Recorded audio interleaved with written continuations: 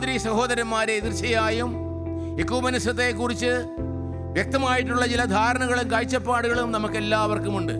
എങ്കിലും ഈ കൂട്ടായ്മയെക്കുറിച്ച് ചിന്തിക്കുന്ന ഈ സാഹചര്യത്തിൽ എക്കൂമെനിസത്തിൻ്റെ പൊതുവായിട്ടുള്ള ചില ദർശനങ്ങൾ നമ്മൾ ഒന്നിച്ച് ചിന്തിക്കുന്നത്, ചർച്ച ചെയ്യുന്നത് നല്ലതാണ് എന്ന് ഞാൻ കരുതുകയാണ്. ഒന്നാമതായി, സഭകളുടെ ഐക്യത്തിനുള്ള ആ ഒരു സാധ്യത ഏറ്റവും പ്രധാനമായി അടിസ്ഥാനമിട്ടിരിക്കുന്നത് പ്രാർത്ഥനയിലാണ്. നമുക്കറിയാം, യേശുക്രിസ്തു തന്നെ തൻ്റെ പിതാവിനോട് പ്രാർത്ഥിക്കുന്നത് ജനങ്ങളുടെ ഐക്യത്തിന് വേണ്ടിയാണ്. ഈ ഐക്യത്തിലൂടെ മാത്രമേ ഉള്ളൂ ദൈവരാജ്യം ലോകത്തിൽ സംജാതമാവുകയുള്ളൂ എന്നുള്ള ബോധ്യമാണ് ആ പ്രാർത്ഥനയുടെ പിന്നിലുള്ളത്. ആ ബോധ്യം ഉൾക്കൊണ്ടുകൊണ്ട് നമ്മൾ ഓരോരുത്തരും പ്രാർത്ഥനയിലൂടെ സഭകളുടെ കൂട്ടായ്മയ്ക്കായിട്ട്, ഹൃദയങ്ങളുടെ യോജിപ്പിനായിട്ട് ഒന്നുചേരുമ്പോൾ അത് നമ്മിലും മറ്റുള്ളവരിലും വരുത്തുന്ന മാറ്റങ്ങൾ വളരെ വലുതാണ് എന്നതിൽ യാതൊരു സംശയവുമില്ല. ഐക്യത്തിൻ്റെ വാതിലൂടെ പോകാനുള്ള ഒരേ ഒരു മാർഗം നമ്മുടെ മുട്ടിലൂടെയാണ് എന്ന് പ്രസിദ്ധ ദൈവശാസ്ത്രജ്ഞനായ ഈവ്സ് കോൺഗാർ പറയുന്നുണ്ട്. പ്രാർത്ഥനയിലൂടെ മാത്രമേ ഉള്ളൂ നമുക്ക് ഐക്യത്തിലേക്ക് കടന്നു ചെല്ലുവാൻ സാധിക്കുകയുള്ളൂ. വിശുദ്ധ നാടുകൾ സന്ദർശിച്ചിട്ടുള്ള ആളുകൾക്ക് അറിയാം, ബെത്ലഹേമില് ക്രിസ്തു ജനിച്ച സ്ഥലത്ത് ഒരു ഗുഹയുണ്ട്. ആ ഗുഹയിലേക്ക് കടന്നു ചെന്ന് അവൻ ജനിച്ച സ്ഥലത്ത് എത്തിച്ചേരണമെങ്കിൽ അതാരായിരുന്നാലും അവരുടെ കിരീടങ്ങളെല്ലാം മാറ്റിവെച്ച് തല കുനിച്ച് മാത്രമേ അവിടെ പ്രവേശിക്കാൻ സാധിക്കുകയുള്ളൂ. ഏതാണ്ട് അതുപോലെ സഭകളുടെ കൂട്ടായ്മയിലേക്ക് നമുക്ക് കടന്നു വരാൻ സാധിക്കണമെങ്കിൽ ദൈവത്തിൻ്റെ മുൻപിൽ ശിരസ്സു നമിച്ച് പ്രാർത്ഥനാലീനരായിട്ട് മാത്രമേ നമുക്ക് അത് സാധിക്കുകയുള്ളൂ. നമ്മുടെ ഹൃദയങ്ങളെ പരിവർത്തനം വരുത്തുവാൻ പ്രാർത്ഥനയ്ക്ക് സാധിക്കുന്നു. നമ്മുടെ ഹൃദയങ്ങളിലുള്ള പരിവർത്തനത്തിലൂടെ മാത്രമേ ഉള്ളൂ സഭകളുടെ കൂട്ടായ്മയെ എത്തിപ്പിടിക്കുവാനായിട്ട്, എത്തിച്ചേരുവാനായിട്ട് നമുക്ക് സാധിക്കുകയുള്ളൂ. സ്വർഗസ്ഥനായ ഞങ്ങളുടെ പിതാവേ എന്ന് നാം പ്രാർത്ഥിക്കുമ്പോൾ നാം ദൈവത്തിൻ്റെ പുത്രന്മാരാണ് എന്നുള്ള ചിന്ത നമ്മിൽ ഉയരുന്നതോടൊപ്പം നാം പരസ്പരം സഹോദരന്മാരാണ് എന്ന കാര്യവും നാം അനുസ്മരിക്കുന്നുണ്ട്. എക്യുമെനിസത്തിനായുള്ള നമ്മുടെ സമർപ്പണം ഹൃദയ പരിവർത്തനത്തിലും പ്രാർത്ഥനയിലും അടിസ്ഥാനമിട്ടതും ഗതകാല സ്മരണകളുടെ അവശ്യ ശുദ്ധീകരണത്തിന് അനിവാര്യവുമാണ്. വിശ്വാസത്താൽ പ്രകാശിതവും സ്നേഹത്താൽ നയിക്കപ്പെടുന്നതുമായ ക്രൈസ്തവ മനസാക്ഷിയുടെ ചുമതലയാണ് എക്യുമെനിസം.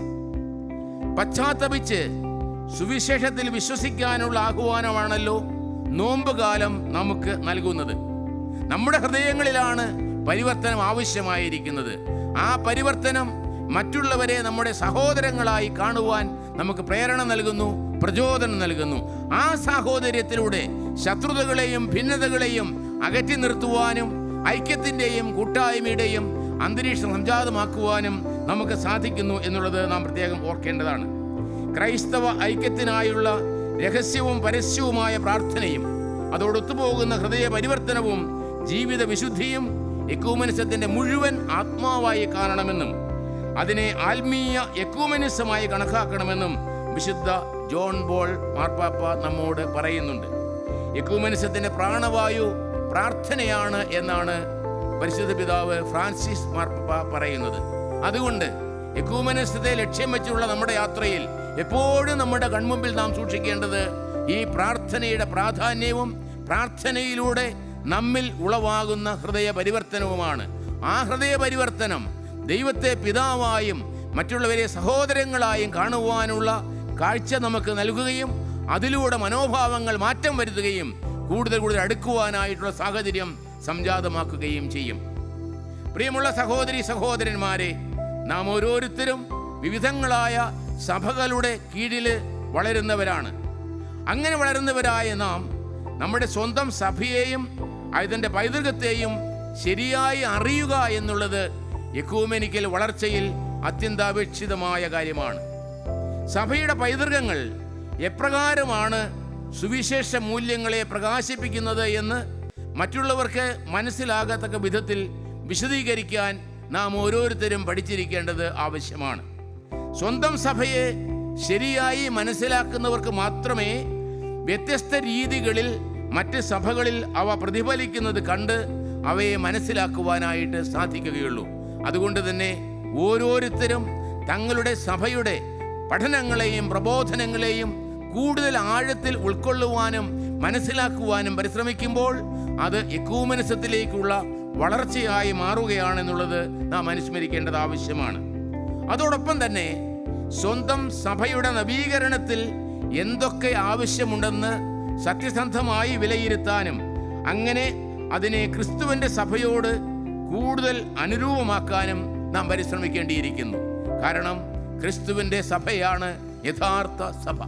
അപ്പോൾ നമ്മുടെ സഭയിൽ നവീകരണങ്ങളിലൂടെ എപ്രകാരം നമുക്ക് ക്രിസ്തുവിൻ്റെ സഭയോട് കൂടുതൽ അനുരൂപരാകാൻ സാധിക്കുമെന്നുള്ളത് നാം ചിന്തിക്കുകയും അതിനായിട്ട് പ്രവർത്തിക്കുകയും ചെയ്യുമ്പോൾ സഭകളുടെ കൂട്ടായ്മയിലേക്കാണ് നാം ഓരോരുത്തരും പങ്കുചേരുന്നത് എന്നുള്ളത് നമുക്ക് അനുസ്മരിക്കാം.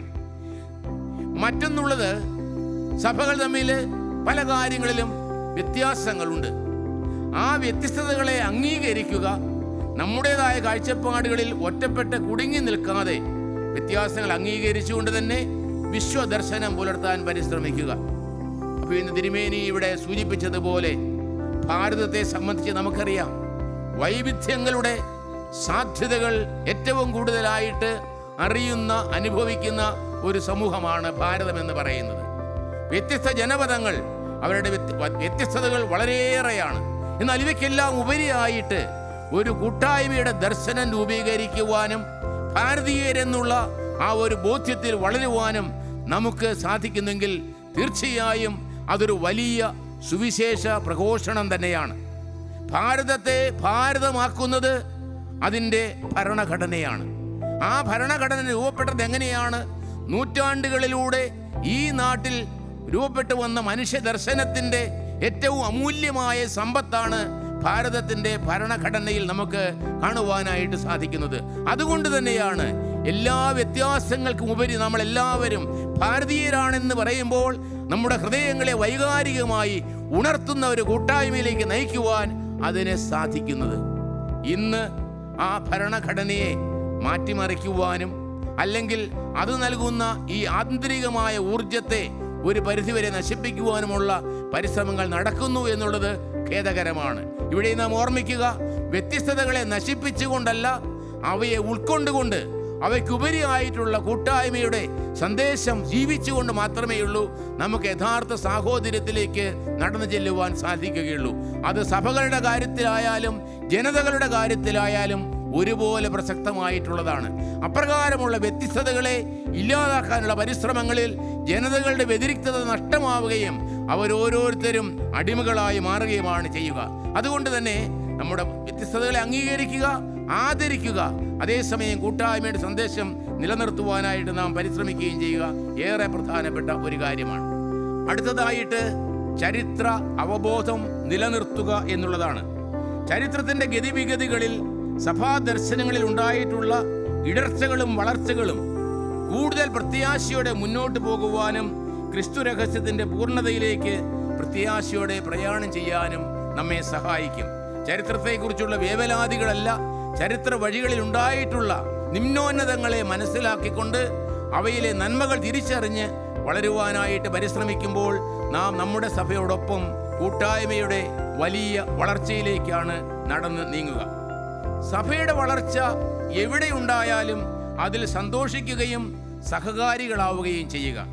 ഏത് സഭയിലും ഉണ്ടാകുന്ന നന്മയുടെ വളർച്ചയെ സന്തോഷത്തോടെ സ്വീകരിക്കാനും ഉൾക്കൊള്ളാനും നമുക്ക് എല്ലാവർക്കും സാധിക്കണം.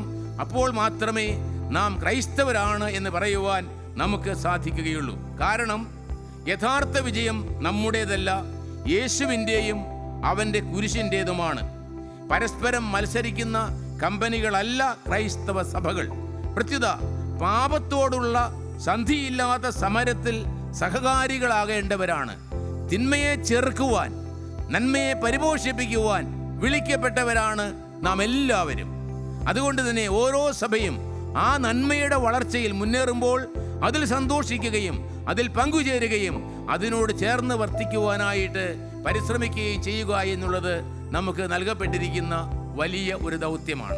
അപ്പോൾ പരസ്പര സഹകരണത്തിൻ്റെയും കൂട്ടായ്മയുടെയും വാതിലുകളാണ് അവിടെ തുറക്കപ്പെടുക. പരസ്പരം മനസ്സിലാക്കുവാനും അംഗീകരിക്കുവാനുമുള്ള അവസരങ്ങളാണ് സംജാതമാവുക.